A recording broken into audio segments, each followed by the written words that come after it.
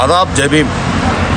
महाराष्ट्र भर में विधानसभा के चुनाव चल रहे हैं और जनता ये सोच रही है कि सरकार किसकी बनेगी, जबकि जनता इलेक्शन में फैसलाकुन हालत में होती है।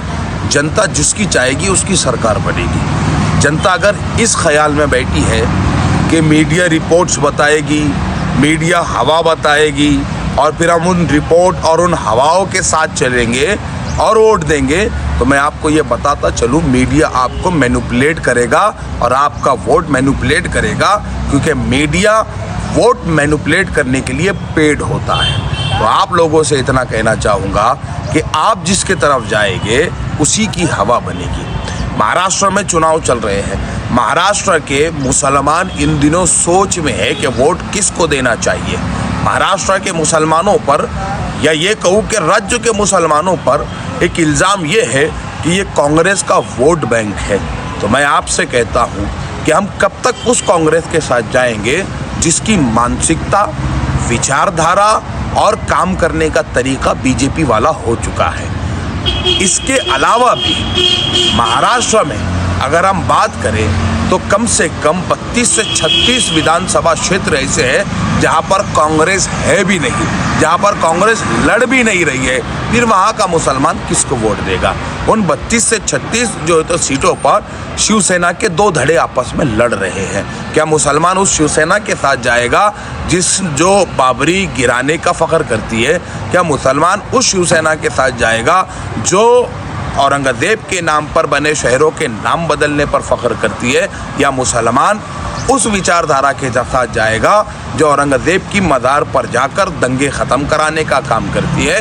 क्या मुसलमान उस विचारधारा के साथ जाएगा जो मॉब लिंचिंग के खिलाफ कानून बनाने की बात करती है?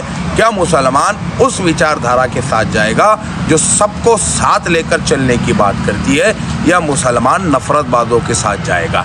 इस बात को सोचने की ज़रूरत है। अगरचे मैं मुसलमानों से बात कर रहा हूँ तो मैं आपको ये चीज़ बताता चलूँ कि महाराष्ट्र में मुसलमानों का वोट लेने के लिए हर पार्टी आगे आती है, लेकिन मुसलमानों को नेतृत्व देने के लिए कोई तैयार नहीं है। ना ही शिवसेना है, ना ही कांग्रेस है, ना ही एनसीपी है, और बीजेपी की तो हम बात ही नहीं करते हैं। तो जब नेतृत्व कोई नहीं देना चाहता तो नेतृत्व देने की बात आदरणीय बाड़ा साहब करते हैं। महाराष्ट्र भर में 21 से 25 के बीच में कुछ कैंडिडेट मुसलमान जो है तो बाड़ा साहब ने दिए हैं।